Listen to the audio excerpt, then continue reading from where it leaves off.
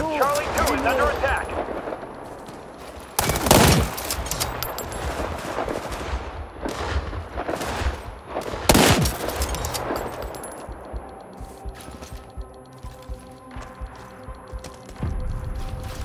UAV is ready for deployment. Our units are taking hold of objective Bravo 2. Oh, I think my friend just died.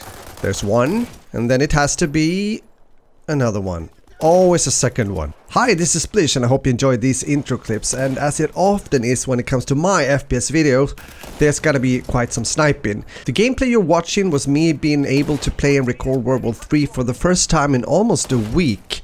Due to what happened on September 29th, which I consider to be an open beta failure on World War III's behalf, the game was finally free to play, but shortly after the servers more or less broke and people were not able to play, or they couldn't even log into the game.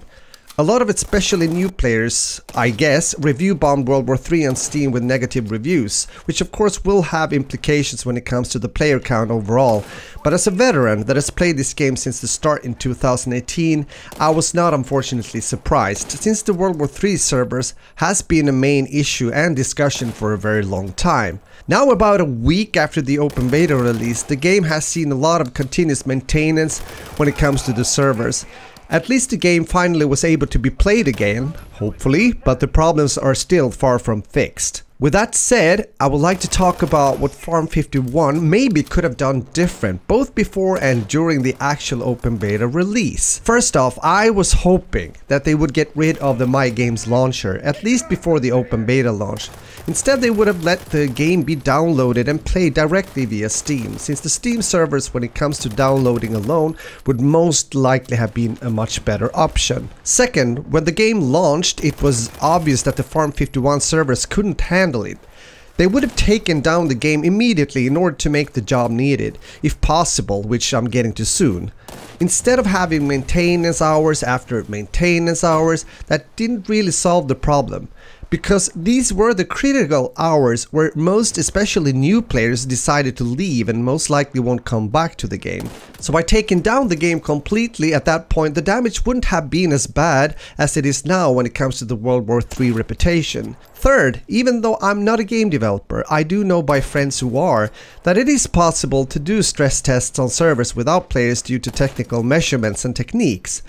Maybe that's something that Farm 51 already did before the open beta release. But what I don't understand is why they didn't plan an open beta stress test weekend, where they could have, as another YouTuber said in a video, shared like open beta key drops in a live stream event on Twitch, for example, let's say on a Friday, and then released a Smolensk map the day after, so new players alongside with the already existent closed beta participants could play it continuously for the 2 days, putting quite a heavy load on the servers.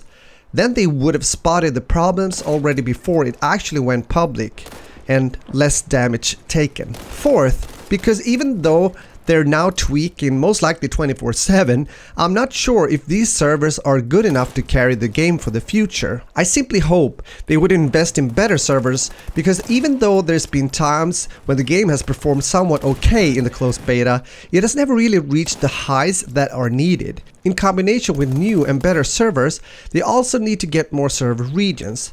As it is right now, you'll get matched with people living far away from you sometimes, entering the game with a very high ping obviously, since there's no option yet in the game to choose a server region. They've said that they're planning to expand the server regions, but I can't really see that it's about to happen in the nearby future due to the problems in the game at the moment. Which results in you meeting laggy players and vehicles that takes forever to hit, and it also puts you in a disadvantage when engaging in gunfights. I want to stay on the positive side of things, but I also believe that it's important to be transparent and honest here. I mean, we can't continue to just say that the game has potential, since it's been having potential for 4 years, but here we are, experiencing about the same issues as before, playing on the same 5 maps and 2 game modes that was in the game already from the start. It is simply not good enough, and both the game and the community deserves better.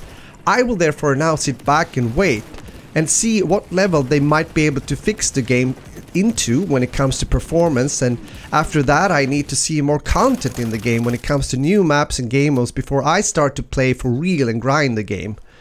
For new players, what's in the game right now is of course enough to keep you entertained for some time. But for me as a veteran of World War III, I want more, much more. Soon, other games such as Modern Warfare 2 2022 will be released, so they better step up their game now, because we don't want to have another 2018 scenario again when it comes to World War III. Let's hope that's not the case. Thanks for watching and have a beautiful day. Later.